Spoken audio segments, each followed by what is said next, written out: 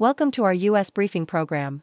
Today, we dive into President Trump's latest tariffs that are shaking up international trade, particularly affecting Australian beef farmers who are now facing a 10% increase in costs for American consumers. This move is part of Trump's strategy to protect American interests, but it raises questions about the future of trade relationships with key partners like China and Japan. In other news, the situation escalates as Australia's Prime Minister responds to these tariffs, emphasizing their lack of logic and the harm they could inflict on American consumers. While Australia is committed to maintaining its biosecurity and pharmaceutical agreements, the stakes are high as officials prepare to negotiate with the U.S. administration to safeguard their interests. Lastly, we turn our attention to the tech sector where Apple faces a significant challenge due to the new tariffs imposed on imports from China. With stocks tumbling and concerns about disrupted supply chains, the impact of these tariffs is being felt across the board. Stay tuned for more detailed coverage on these pressing issues.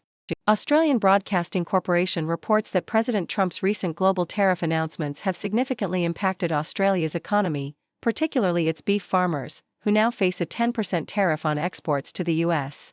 This move is part of a broader strategy by Trump, who believes that other countries have taken advantage of the U.S. economy for decades.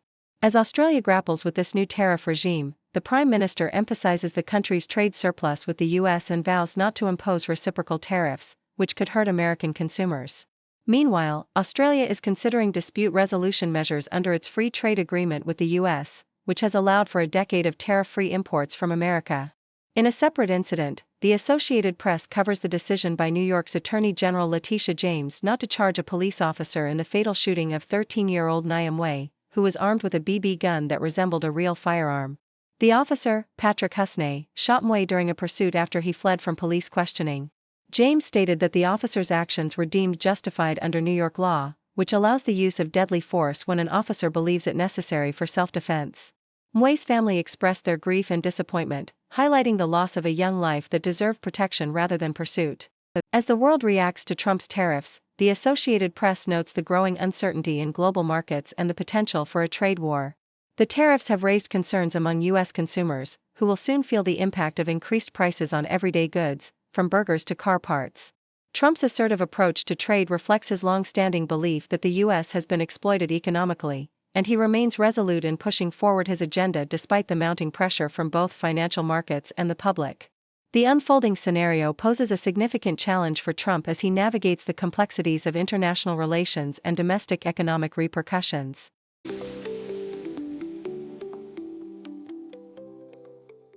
South China Morning Post reports that Syria has condemned recent Israeli airstrikes as a blatant violation of its sovereignty, claiming that these strikes targeted military capabilities and resulted in significant destruction, including the near-total destruction of a military airport in Hama.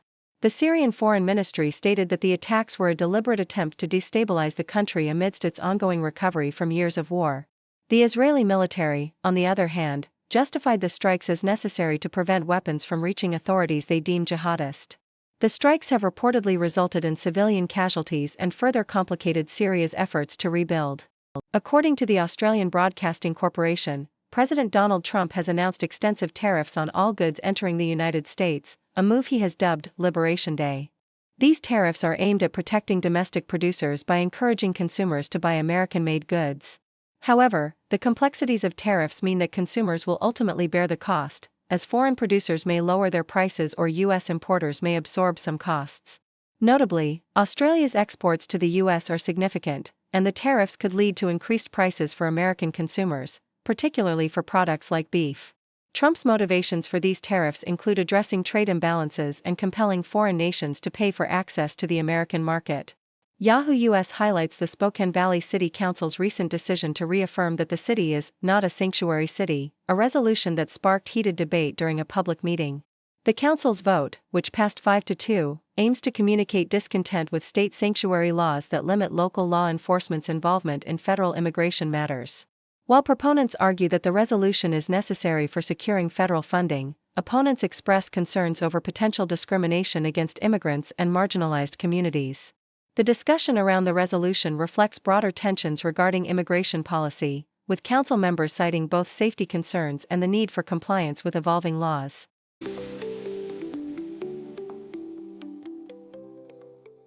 Yahoo US reports that President Donald Trump's recent announcement of sweeping tariffs on global imports notably excluded Canada and Mexico, two neighboring nations that are already subject to existing 25% tariffs on non-compliant goods under the United States-Mexico-Canada Agreement, USMCA.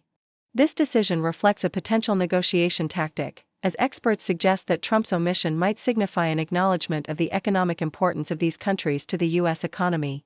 The White House has justified the tariffs, claiming that Canada and Mexico are not doing enough to combat illegal immigration and fentanyl smuggling, a claim disputed by leaders from both nations.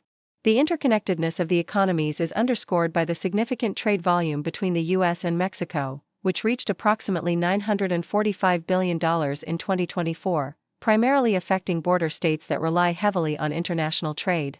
In a separate report from the South China Morning Post, Apple faces significant challenges due to the new tariffs imposed by Trump, particularly affecting its supply chain that heavily relies on China. The new reciprocal tariffs could reach as high as 54% on Chinese goods, causing a sharp decline in Apple's stock prices and raising concerns about the company's profitability. Despite efforts to diversify its manufacturing footprint, Apple still produces most of its devices in China. The company had previously negotiated exclusions for certain products during Trump's first term but now finds itself in a precarious position. Analysts predict that the new tariffs will likely squeeze Apple's profit margins, especially as the company may be reluctant to raise prices amid uncertain consumer sentiment. Apple's recent commitments to invest in U.S. manufacturing and technology are part of its strategy to navigate the complexities of trade relations while attempting to appease the current administration. Thank you for tuning in.